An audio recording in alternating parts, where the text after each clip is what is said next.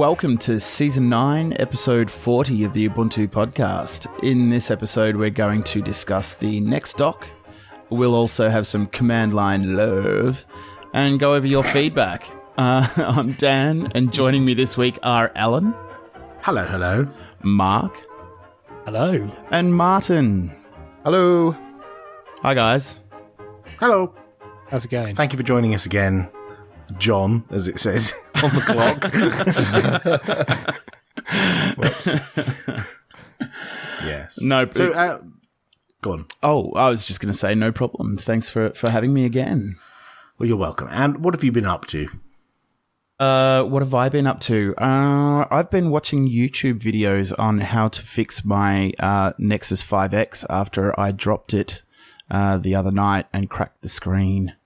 When you say the other night, that immediately conjures up images of tomfoolery after beer. Well, yeah, if only that were the case. It was actually, I was just going out to my shed where my freezer is to grab something from the freezer to cook. And needed to use both hands while digging into the freezer and using my phone as a torch, and and it dropped and cracked on the concrete, and that made me sad. I thought you were going to say using my phone as a spade. I'm not quite sure why. But I just had images conjured up of you with your legs flailing around in the air, head first into a chest-height freezer. Well, yeah, you're not far off, actually. So have you fixed it like then? That. No, I've been looking to see how easy it will be to fix, and it doesn't look too bad, actually. It looks quite doable. It's funny, I went out for beer with the internet's John O'Bacon, who has recently been raving about how fantastic the Google Pixel phone is, and I arrived at the pub, looked across and went, "Is that the Google Pixel?" And he went, "Yeah." And I said, "Have you smashed it already?"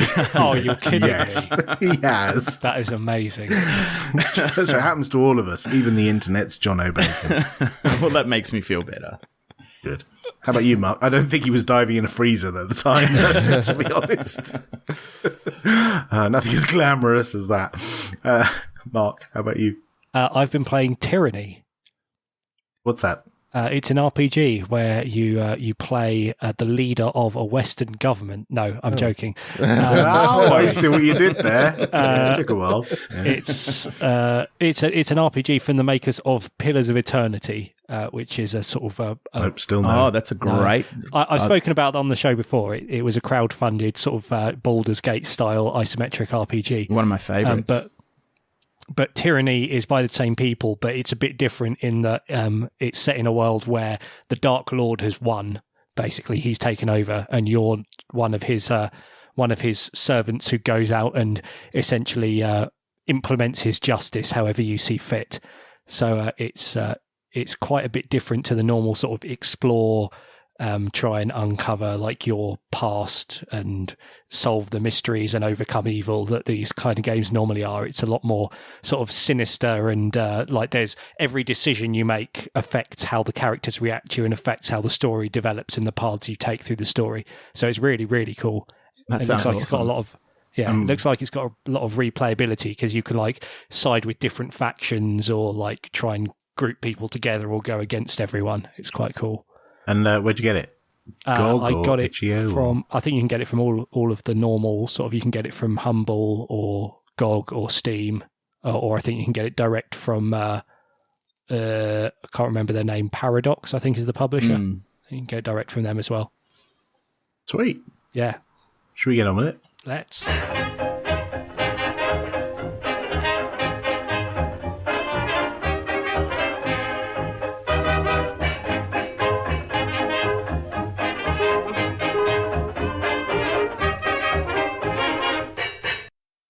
So we're going to review the next dock and have a look at how well it works with Ubuntu devices, some single-board computers and some media players.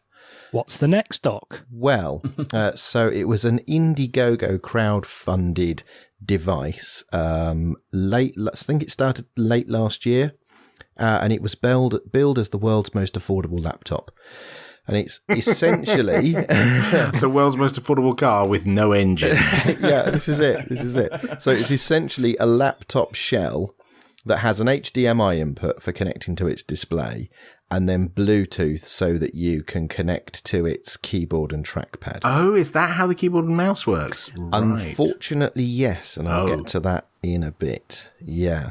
So that's the idea. So it's basically a shell. It provides input mechanisms and a screen. It's also got things like a webcam is integrated, and speakers and microphone, and I have so many questions. Bits and bobs. Okay, well, shall I just give you a quick rundown? So it's it's a 14-inch laptop.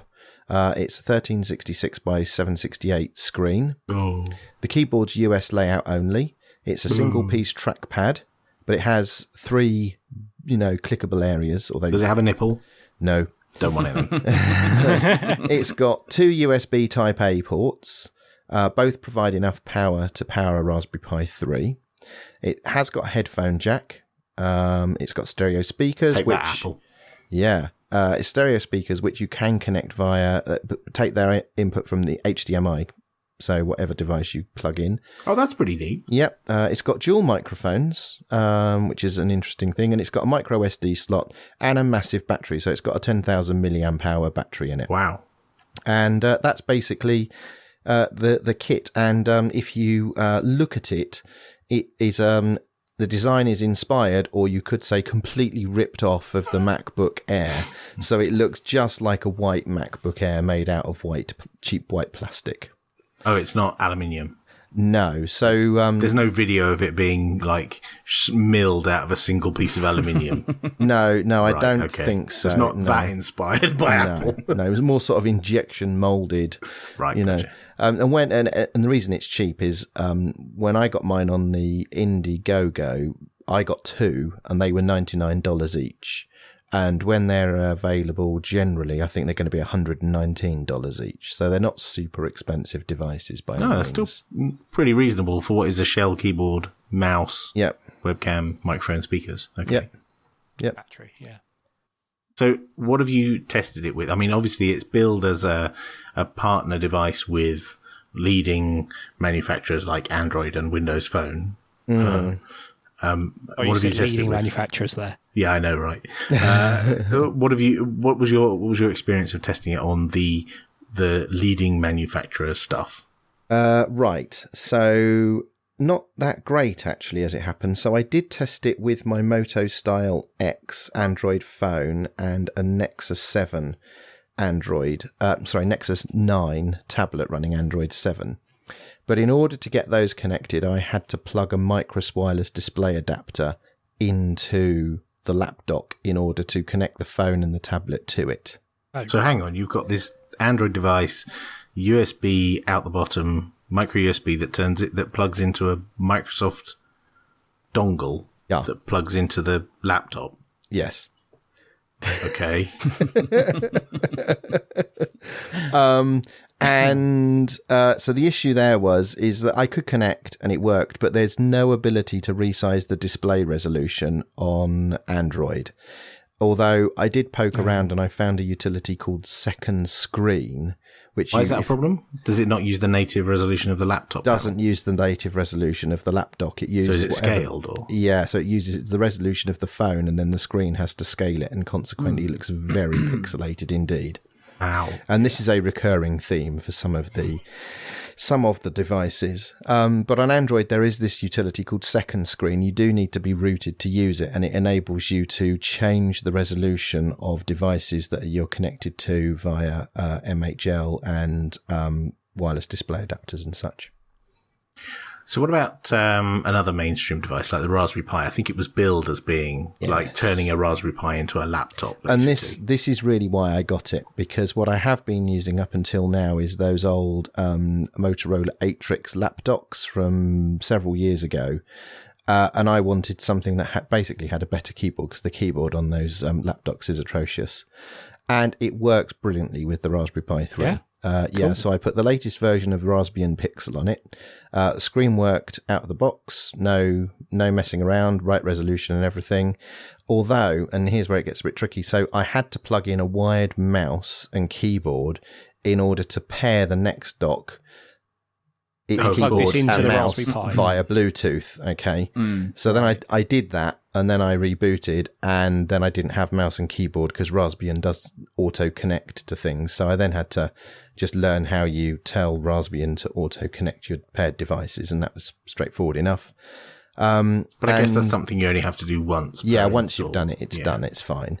And it required the same little trick config change as you'd expect on any Raspbian device for HDMI audio to work. But it worked brilliantly and is much, much better than the Atrix laptop. Yeah. So when you're plugging in a Raspberry Pi, what do you need in terms of cables? Is it just one cable coming out of the Raspberry Pi and into the laptop, or do you have to have two? A few? So like one you for power have and one for screen, presumably. Yes. So 2 or 3. So there's the HDMI cable for the screen. Yeah. There are 2 USB ports on the device. Yeah. One of which you should use for power.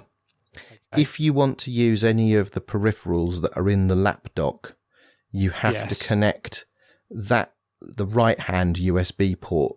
No, the left-hand USB port for that, and then the right-hand USB port for power.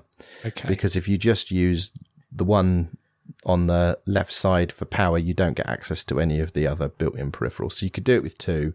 How would the Pi see the other peripherals? I guess you're talking about like the webcam, for example. Yeah, they're presented over USB. It just acts like a USB hub with these so devices. There's an SD card and the webcam and something else I forget. Oh, and the microphones as well. Yeah. So they are okay. That's wacky. Yeah. So, but what's disappointing in all of that is all of those internal bits are exposed over USB, but not the mouse and keyboard. Yeah. And that's fine if you've got something that you can trivially pair via Bluetooth, but for some things it's more complicated. One thing I noticed looking at it is you've always got you've basically got to have your actual sort of the brains sitting next to it over cables. Is there some way of sort of attaching your phone or the Raspberry Pi to the back of the screen or something so you can pick it up all as one? Morrison sell Velcro tape. Yeah. I haven't looked for one. I did see somebody review it on YouTube, and they had some kind of sort of case shim which they'd got stuck to the back of the laptop screen that the Raspberry Pi was sort of slotted into. Right. So these things exist, but I don't know what they're called and I don't know where to get them from. Okay. Go on, Dan. I was having a look at this last night because I'd never heard of it before, and was watching one of the videos on their webpage because TLDR. And I don't think it's about the now, guys. It's about the future. Tell us about the future, Australia.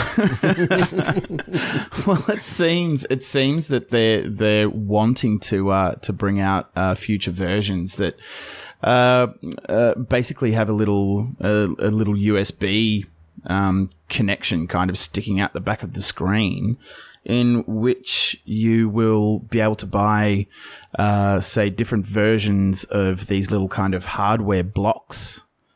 So you could buy an Android version or a Windows or an Ubuntu or I think even a Mac or something, and just plug these little blocks into the back of the screen, and use whatever block you're wanting to use. Is that an actual thing or is that not just... yet?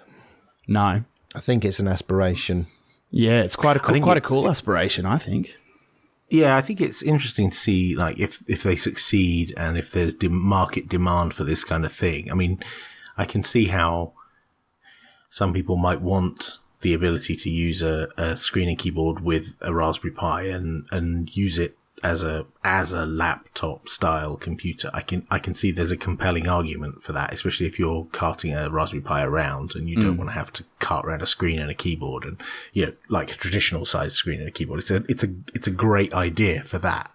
But what about other devices? What else did you test with it that are slightly non-conventional? I tried the Meizu Pro 5 with OTA 13 and the BQ M10 tablet with OTA 13. No, I said unconventional. Oh, I'm sorry. I tried the Dragon Board 410C. Yeah, go on. How did it work? Which the Dragon board? Any or all of the above? So the Dragon board I've only tested with Ubuntu Core, and as soon as I had to figure out how to pair Bluetooth keyboard and mouse, I gave up and just used a wired keyboard and mouse and just used it as a display, and the display works fine, and I just need more time to look into how to do the pairing. Oh, you have to use it as Bluetooth keyboard and mouse. There's no possibility for it to be a wired keyboard and mouse. Yeah, no, I agree. I just haven't sat down and figured out how to achieve that. So what about the Ubuntu devices? So the Ubuntu devices... convergence-enabled devices. Yes. So the Pro 5 can only do wireless display. So again, I've got the Microsoft wireless display adapter plugged into HDMI. Okay? Right. And that worked. So I could connect the Meizu Pro 5 to that, and I got a display on the screen. And I could connect the keyboard and mouse, or the trackpad. Again, same issue. The screen resolution was off. So exactly the same as on Android. It was the resolution of the phone, not the screen, and it was horribly pixelated. Now I know Unity 8 they're working on having decent settings for that stuff. So that's how do you know that? Do you have some kind of insider information? I have some inside information on that. Yes, I have heard on the grapevine that's being worked on. But the one problem is that the mouse movement had lots of inertia. It was really, really slow. Yeah. So is that just lag over Bluetooth and then back to your screen? Well, it's Bluetooth and it's compressed video back to the... Yeah. Oh, wow. So you'd think so, except that when I used the Android devices, I had no such lagginess, and neither on the BQM10 either. Oh. So it was specific to this device, the mouse movement lag. Yeah. Bugs filed. Yep. Well, not yet, but I'm going to try and get some logs to figure out what's going on with that one. And then the BQM10, that was connected so the BQM10's got a micro HDMI out. So I connected from micro HDMI to the mini HDMI on the device, connected up with the Bluetooth and keyboard, screen, keyboard, mouse, all worked fine, but same issue with the display resolution being very pixelated and not being able to resize it. The M10 is slightly less compelling for this because it's already a 10-inch display full HD, so it's a higher resolution screen than the next dock already. Yeah. So that kind of makes no sense, but it should work. You say that, but when some of the new features land in Unity 8, you could use it as a second screen on the tablet when you're traveling as well. Right. But then you're carrying two screens. Yes, and I'll get to that in a moment. In fact, let's get to that now. So you can use these devices as a second screen on a laptop. Okay, so you can just use them as a second screen. So I did go out for the afternoon, and I took both of them with me, and I was sat in a pub with my laptop and two external additional displays connected to it. two next docks and a laptop. Yep. I looked maximum nerd. I looked super neat and not at all ridiculous. How on earth did you connect them? Did you? I've got DisplayPort and HDMI on one of my on one of my laptops. Sweet. Yeah, right. Yeah, so that worked. That works really well. And then anything else a bit wacky? Yeah, so I tested a range of sort of streaming devices. So I tested a Roku 2 XS, a first gen Chromecast, and a first gen Fire TV. And very quick summary of that is the Roku worked perfectly. Everything worked. It did 1080p and 720p. 720p looked great. It had all correct color and everything. Worked fine. The first gen Chromecast, the colors were horribly distorted. All the colors were green and purple. It was way off, and it was really weird. And the first gen Fire TV, that worked, except that the image was extremely pixelated at 1080p, and at 720p had this weird purple-green color issue like the Chromecast. So it worked, except that it didn't. Yeah, I mean, worked in as much as you got an image out of it. Okay. I wonder if that's a HDCP thing.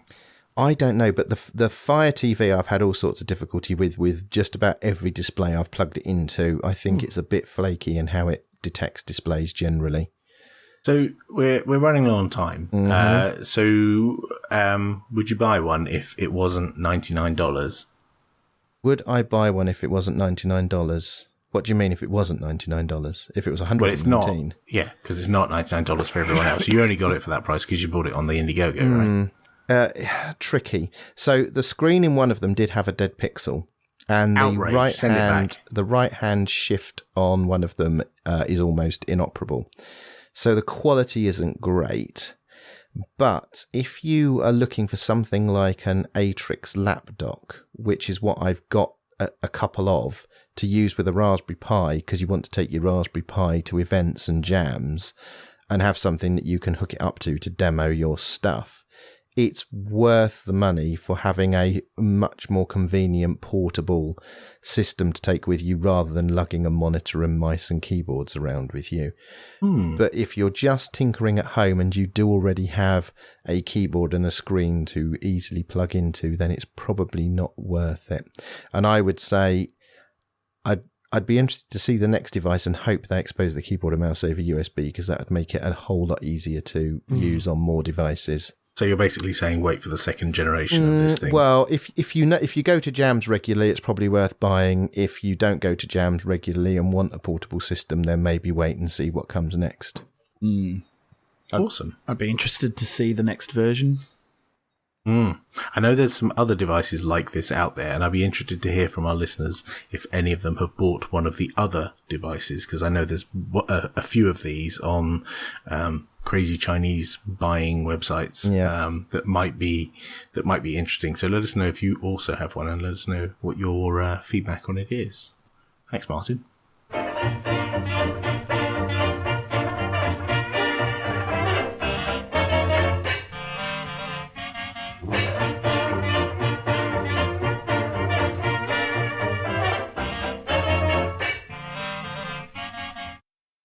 So it's time for Command Line Love. And the Command Line Love this week, was this sent in by someone, or was it one that you discovered, Martin? I discovered it based on Anonymous John being on the show a couple of weeks ago. Who? Anonymous John. Sorry. I'm really going to annoy him now with this. So the tool is called Net Discover, all one word, lowercase, in the repository. And if you just install Net Discover and then run it with sudo on your network, and it's just amazing. What does it do? Thanks. That's the end of Command Line. Yes. Install this random tool from the repository and run it as root. That's what you should do. So what this is doing is basically listening out for ARP requests on your network and showing you what MAC addresses and IP addresses there are and what they belong to roughly. Yes. Yeah. I learned this from Martin in the car on the way back from UbuCon at the weekend, and I thought this was amazing, and it also irritated me highly because a little while ago I did an audit of my network and I used Nmap and various other tools to scan my network and figure out the MAC addresses and give things static IP addresses and figure out what's what and write down, the device name and stuff. But you run this and it gives you a column. The first column is the IP address. So obviously the IP address of your device, then the MAC address, and then a count column, which I assume is if you've got like 1,000 Raspberry Pis. We'll get to that in a minute. Well, no, this is how many times that device it's seen advertising itself on the network. So as you run it over time, that number goes up. Okay. And what's the length? The length of the ARP requests. Okay, so those two pieces of information are completely useless to me. I don't care about those. Then the final one is the vendor determined from the first few digits of the MAC address. So it's a bit of a guess, and it's not always super reliable, but it gives you a good clue. So looking down the list of devices on my network, I've got a Hewlett-Packard company, which is my printer, and then a Netgear, which is one of my access points, a couple of Raspberry Pi foundations, a Sony corporation. So I can guess from that, Sony TV, Hewlett-Packard printer, a OnePlus Tech Shenzhen Limited. I think that's probably my phone. I have that too. It's just, but I have an awful lot of unknown vendor. I'm not entirely sure what they are, but I think they're probably my Ubuntu laptop. But it's just brilliant. GCHQ sitting in your walls listening. It's my neighbour stealing my Wi-Fi. But it's just a brilliant little tool for just doing a quick scan of your network. Which IP addresses are allocated to which device? Obviously, it's no good if the machines are switched off, but if everything's turned on, do a quick Net Discover and audit your network. That's pretty sweet. Thank you, Anonymous John and Martin. We love getting your feedback, so please send it to us. Even the pointlessly mean stuff makes us laugh. If it's short, tweet us on @Ubuntu Podcast. If it's less short, but please no essays, email us on show@ubuntupodcast.org. If you'd like to discuss some of the things we talk about with other listeners, post on our shiny new subreddit at reddit.com/r/Ubuntu Podcast. Or you can just leave a comment on the relevant show notes on our website, ubuntupodcast.org. And now it's time for all of your wonderful feedback. And first up, Magnus Lindström, winner of our Thing Explainer competition, emailed us. I just listened to the episode 38 of the Ubuntu podcast, and I am truly honoured to be chosen as the winner of the Thing Explainer competition. The runner-up was clearly clever and funny. Maybe you should make an ebook of all the entries. It might make a fun read. My contribution to what to do with your Raspberry Pi, I use my Raspberry Pi 2 connected to my stereo by a USB sound card with Ubuntu Core and DLNA, I can never say that, DLNA server connected to my media server. Preferred way of controlling the DLNA server is, oh my god, NCMPCPP with Vim key bindings. There's a command line, Louvre. Before I used Logitech Bluetooth that didn't quite hack it. Bad sound and interference. That's pretty interesting that you can use a Pi with a USB sound card and get a decent audio. And yeah, that's cool. I like that. Very cool. I should just say to Magnus, I have posted your books, so hopefully you'll be receiving them by the time you hear this.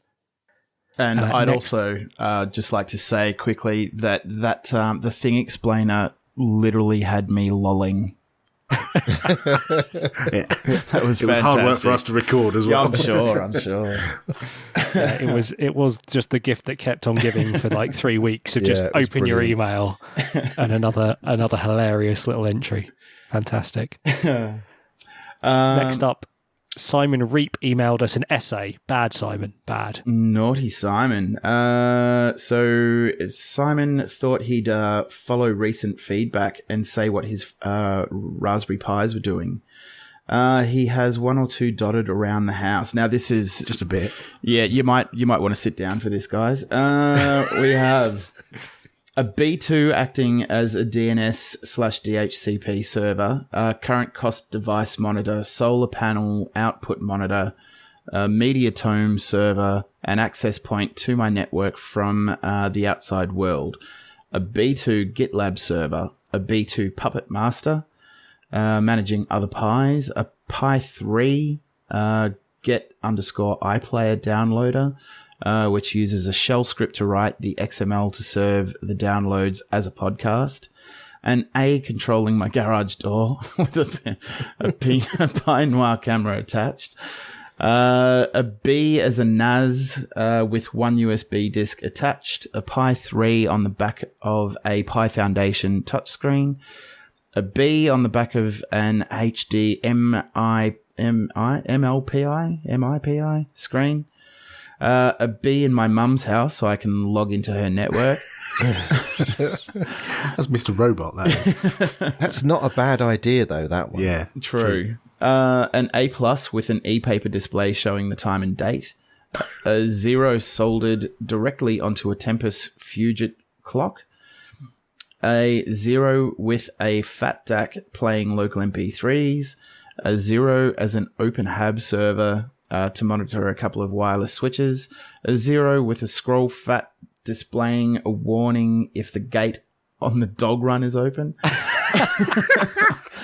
a 0 to drive my bypass or aware snow pie at Christmas, a 0 sitting sealed on the cover of the magpie it came with for posterity, a B2 and a B+ and a 0 waiting for me to think of something to do for them, a B with a broken SD slot waiting for a steady soldering hand, 3 Pi 3s waiting for projects. I'm going to network boot one of them from my DNS server. Getting Puppet to control that might be a challenge.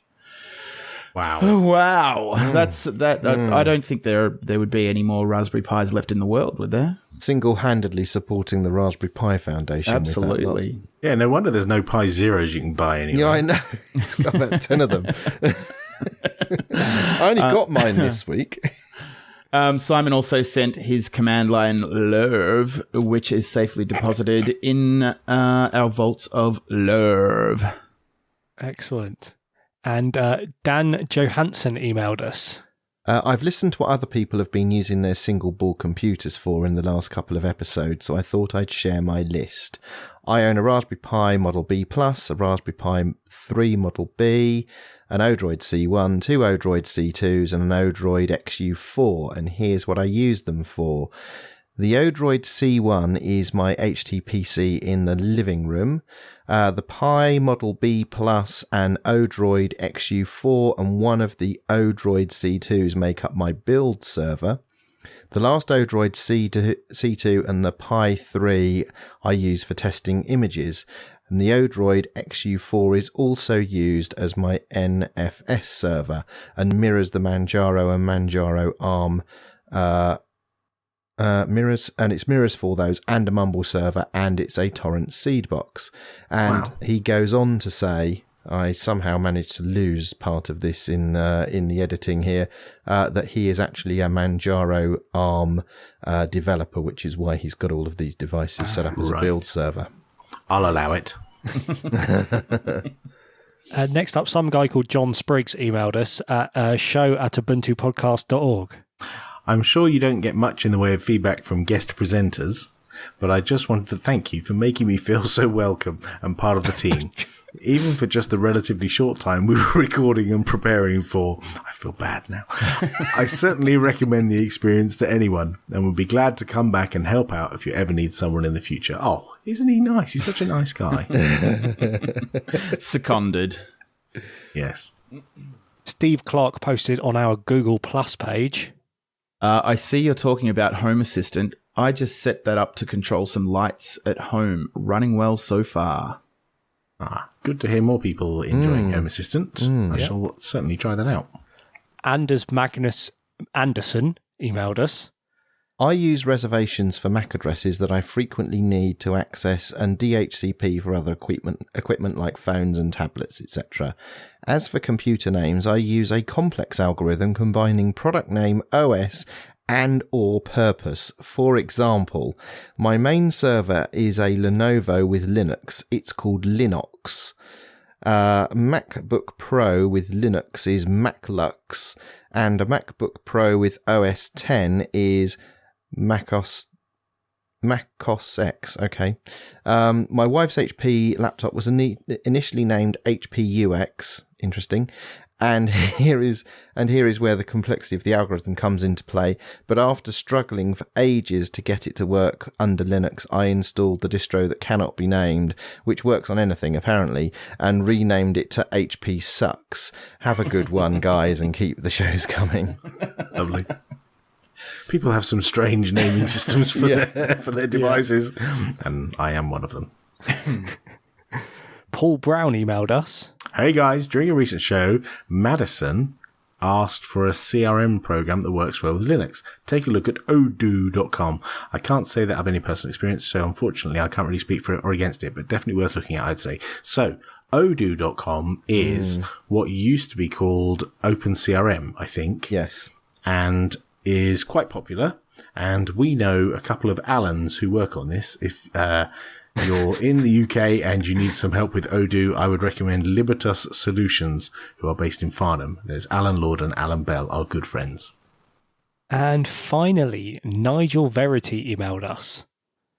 Each week we hear about what the presenters have been up to since the previous episode. From what I can make out, Martin manages a major distro, holds down a full-time job, plays computer games, experiments with new hardware and software, attends conferences, and on top of that is a family man.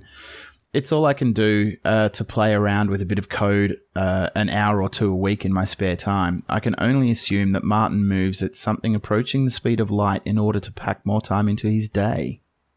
No, Martin moves at the speed of slow. And having shared a room with you this weekend, yes, this is true.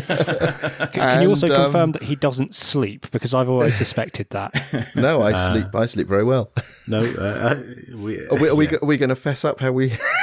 No, okay. Don't mention. And you look at those list of things I do, but going through that, I believe everyone I'm talking to on this podcast has a full-time job. They all play computer games. They all experiment with new hardware and software. They all attend conferences, except for Mark, that attends them and organises them. And Alan and Dan are also family men. So basically, Nigel, you need to up your game. Oh dear! Wow. And with that, that's the end of our feedback.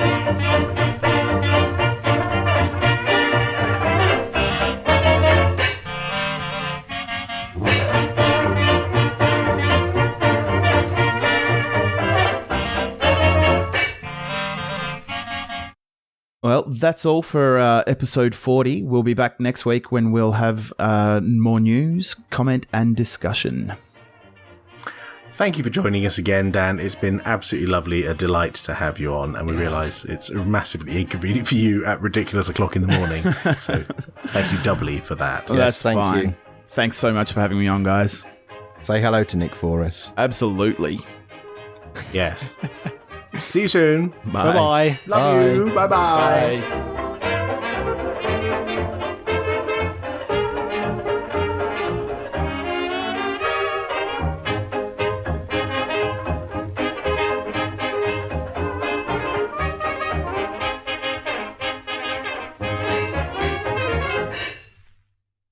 You say it, Dan.